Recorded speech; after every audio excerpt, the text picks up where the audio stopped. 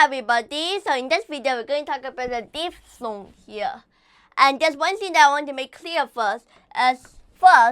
Let's make up the pronunciation of it here, because this one is an English word here. It's not borrowed from other languages, and this is an English word.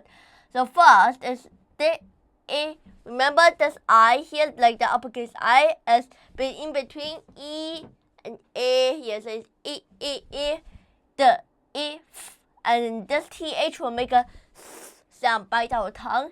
The So it'll be diphthong here. That's how we pronounce this word, which means 双元音 or 复合元音 in Chinese here.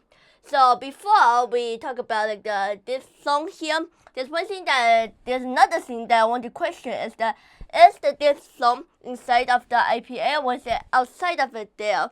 So for that, we have to look at what diphthong actually means here. So diphthongs actually means two vowels, phonemes here.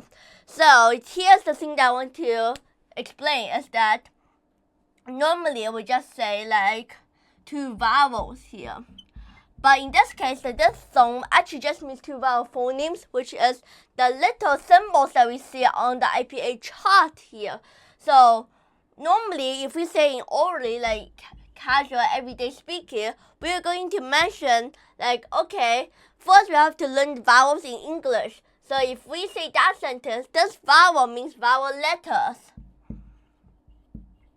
Almost 80% of the time, if we say in orals, and we're just going to mention the letters here. But if we are going to talk about in the IPA grid here, like in this vowel grid here, then, if you want to make it very clear, we will say vowel phonemes. That's the thing that will confuse me, because we always say vowels for that letter and vowels for this, vowel phonemes here. So for clarifying, we will use the vowel phoneme. So we plus a word called phoneme, which is basically the tiniest unit of sound here. And the IPA grid is all made up of phonemes. Every little symbol here is a phoneme here, which is just a sound here, a smallest unit of a sound here. So for it, we are going to say vowel phoneme, because now we're going to talk about the diphthong, which means two vowel phonemes, not two vowel letters here. So, by the way, this phonemes translation in Chinese is 音素. I'm going to write the pinyin out. It's this way, 音素, su. And so, in this red brick, we're going to write phonemes. Because this is the thing that I want to remember. So, if we say 双元音, and then we might need to add the 音素, because now we're going to see two vowel phonemes. So we add 双元音音素 or 复合元音音素 here. So to make up the most like professional, we could say, name for this diphthong, or maybe make it a little bit more clearer here. And now let's talk about it inside the IPA here after we have cleared up this confusion here. So the diphthong is made in the vowel chart here, like in this IPA vowel grid here. And just means that we choose two vowel phonemes to make up a group here. So for instance, this one and this one. And we will use this group as a natural transition from our tongue, that we glide it from this phoneme to this phoneme, vowel phoneme here. And the thing is that it cannot be mechanically linked like gears, that we cannot pronounce it like gears, which means that there's no gliding between it there.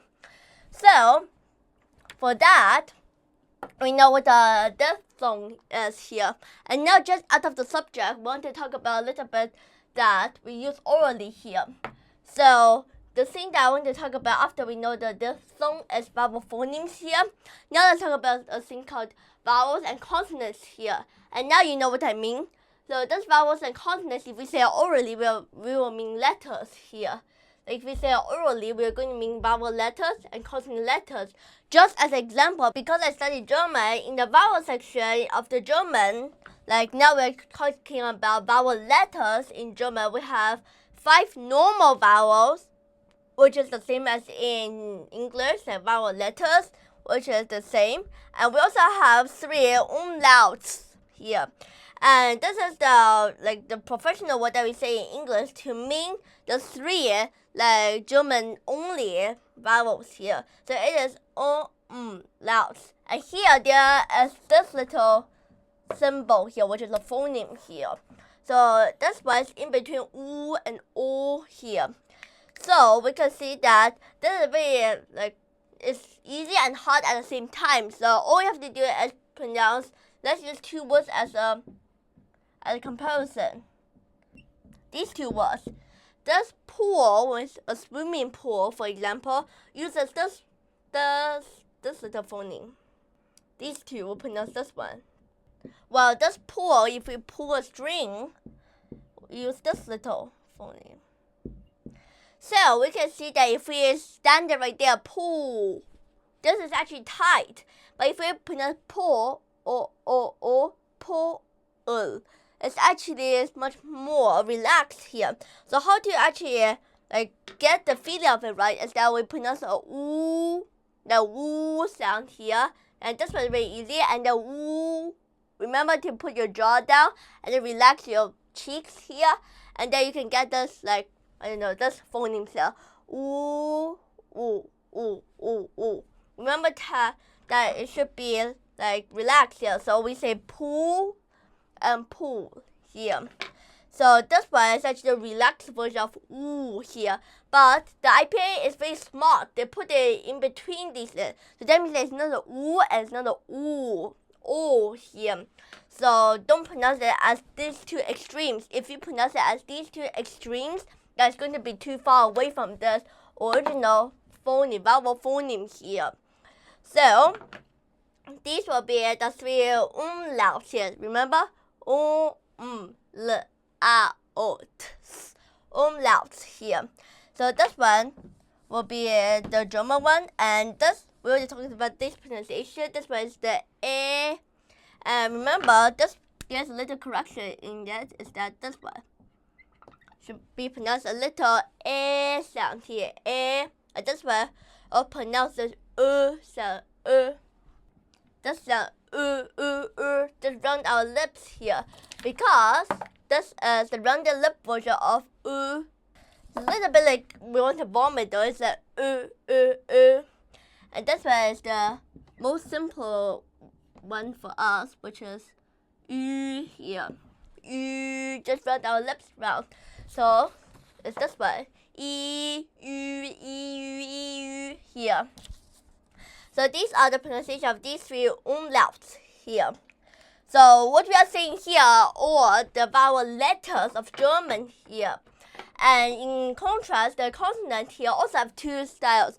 In normal oral speaking, we use consonant letters, but we will not tend to add those letters because we all think that the one that we are talking to all knows what we are talking about. It's like, okay, if I say consonants to you, then you will automatically know that I'm talking about consonant letters. But if we talk about the IPA table here, and I say to you as consonants, you might not know what I'm saying.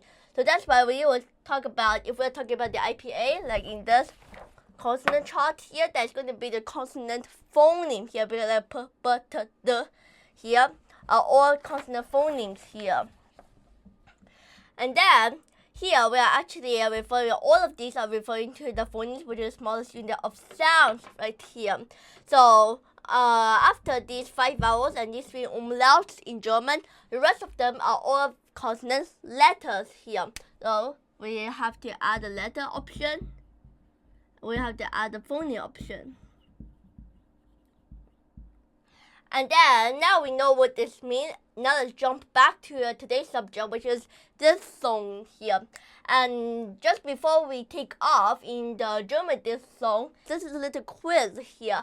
It's that, okay, we need 2 vowel phonemes, but maybe we do not necessarily need 2 vowel letters. We can either use, the answer to it is that we can either use 1 vowel, 1 consonant, like in English, like this one. Here is diphthong. How do you prove it? Well, by 2 vowel phonemes, like boy. So this boy, this O and Y, IPA is this one, O, this O here, and I. So we can see that even though we don't have two vowel letters, but we can actually we can actually make a diphthong with one vowel and one consonant, just like this. Boy, or E. Boy here. And sometimes we don't even need two letters. We just need one vowel. It's good. Like this. Go. It's actually two things. O. This one is usually this one or this one. O. We don't say go.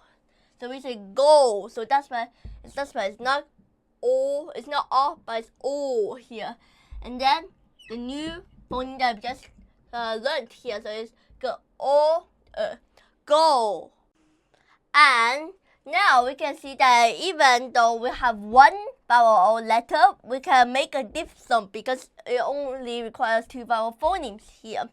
And now let's jump to German here, because now we're going to look at the second one, is that we can use two vowel letters to make up a diphthong here. Because the IPA is the International Phonetic Alphabet, which is international, covers all of the languages spoken on earth here. These two vowels letters, for example in German, and U here, they make a sound of O and E here. It's oi. Like if we put that inside a word, which means owl.